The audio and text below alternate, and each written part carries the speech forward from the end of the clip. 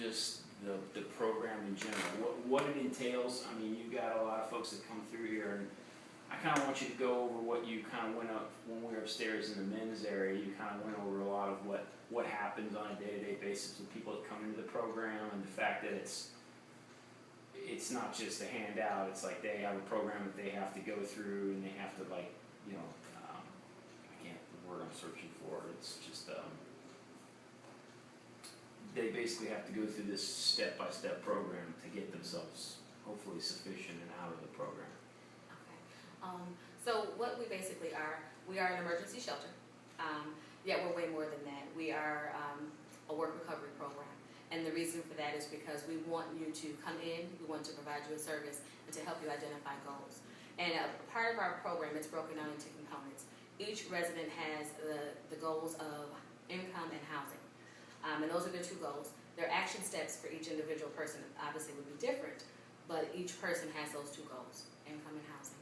And what we do is we provide intensive case management services, and that is the intervention process. That allows us to help them identify the goal, let them know that this is a way to make a change, and we can help you along the way to provide you with resources or supportive services.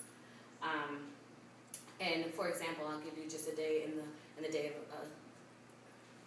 the life of the person who's coming to the shelter. And so what that looks like is that at 4:30, residents or individuals who are seeking shelter, they would come onto campus. We would have a staff person come out there. They sign up for shelter. And what we do is we do a background check on every individual that comes seeking shelter. We want to make sure, because we have women and families on campus, that everyone is safe. So we do a GBI check to make sure that there are no folks with outstanding warrants, any type of sex offender history or anything like that. And so once we do that, we also make copies of their ID. We do the actual assessment. And what that is, we ask questions, how long have you been homeless? Do you have any mental health concerns and things like that? That information that we get at that assessment is vital to the staff, because that lets us know whether or not the person that we're welcoming into the community, that they are safe, and that the people that they're going to be around will be safe also. And so, excuse me. And so once they have come in, the program is as follows. It's within the first 10 days, their first milestone is to have 8 hours of employment.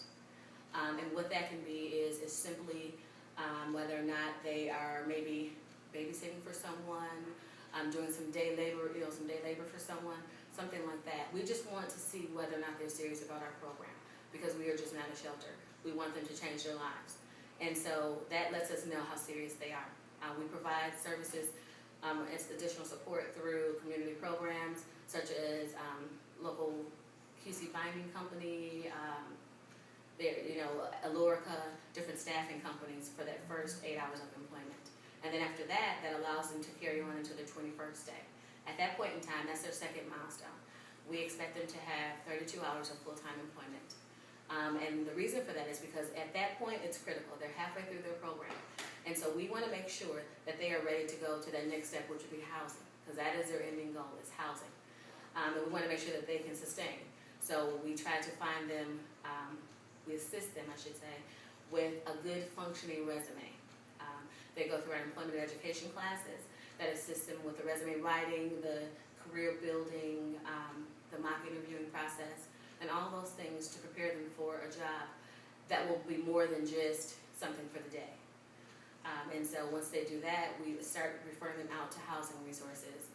We have community housing, which the resident is actually able to have their own lease, pick their own apartment, and they are responsible for doing the footwork for that. And then we also have supportive housing, which is for our veterans, SSDI recipients, and SSI recipients.